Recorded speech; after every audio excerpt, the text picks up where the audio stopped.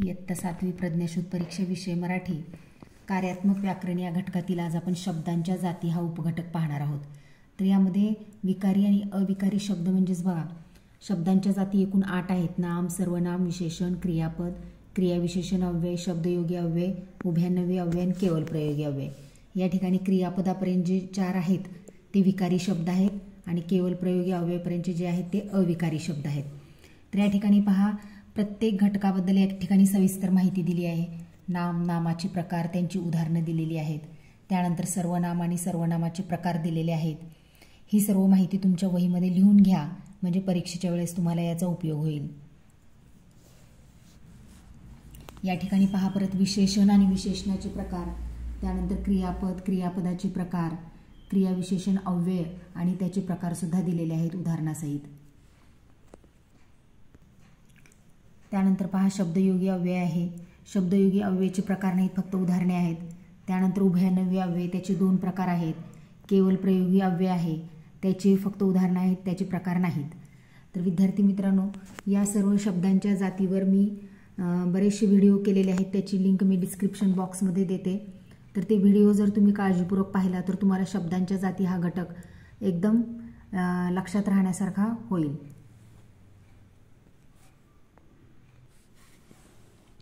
यानंतर आपण शब्दांच्या जातीवरील काही नमुना प्रश्न पाहूयात। दिलेल्या नामाचा प्रकार पर्यायातून निवडा। वात्सल्य, तर हा नामाचा कुठला प्रकार आहे ते आपण पाहूयात। सामान्य नाम, विशेष नाम, धातुसाधित नाम आणि भाववाचक नाम। तर या ठिकाणी सामान्य नाम पण नाही, विशेष नाम नाही, धातुसाधित नाम नाही, तर वात्सल्य हे काय आहे सांगा? भाववाचक नाम आहे, कारण तो भाव आणि गुण दर्शवणारा शब्द आहे।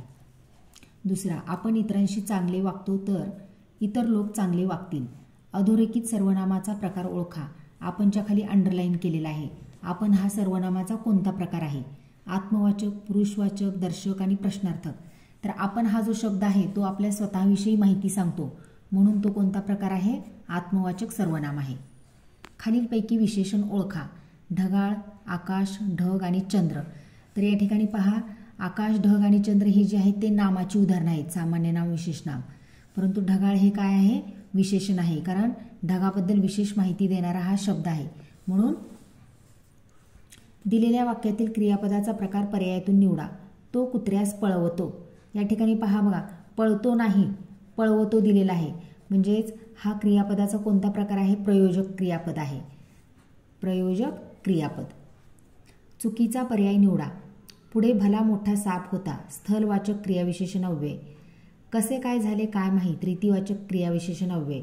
मी काल गावाला गेलो होतो। कालवाचक क्रियाविशेषण अव्यय। रमेश मुळीच खेळला नाही। परिमाणवाचक क्रियाविशेषण अव्यय।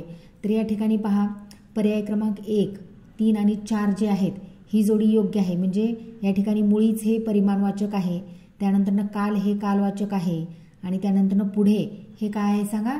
स्थलवाचक क्रियाविशेषण अव्यय आहे। मग यामधील 2 मध्ये पहा कसे झाले काय माहीत हे रीतिवाचक नाही, तर हे प्रश्नार्थक येतं शब्द हा कसे म्हणल्यानंतर, त्यामुळे हे चुकीचा पर्याय आहे।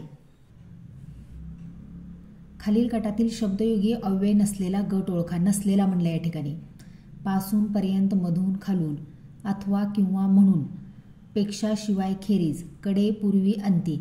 तर या ठिकाणी पहा पर्याय क्रमांक 1 पहा, 3 पहा आणि 4 पहा। तर ह्याच्यामधले जे शब्द आहेत हे सगळे काय आहेत सांगा?